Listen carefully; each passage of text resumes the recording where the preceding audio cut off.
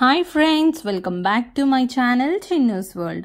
ఈరోజు బోటి and gongura curry ఎలా ప్రిపేర్ చేయాలో చూసేద్దాం. ముందుగా ఇంగ్రీడియంట్స్ చూసేయండి.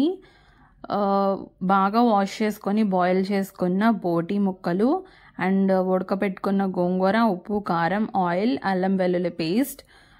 ముందుగా స్టవ్ ఆన్ చేసుకొని ప్యాన్ హీట్ చేసుకొని దానిలో 4-5 టేబుల్ స్పూన్ ఆయిల్ యాడ్ చేసుకొని మనం ముందుగా రెడీ చేసి పెట్టుకున్న అల్లం వెల్లుల్లి పేస్ట్ని అందులో యాడ్ చేసుకొని కొంచెం 1/2 టీ స్పూన్ పసుపు and 1 table spoon salt add చేసుకొని బాగా ఫ్రై చేసుకున్న తర్వాత మనం ముందుగా బాయిల్ చేసి పెట్టుకున్న బోటి ముక్కలను అందులో యాడ్ చేసుకొని బాగా ఫ్రై చేసుకోండి.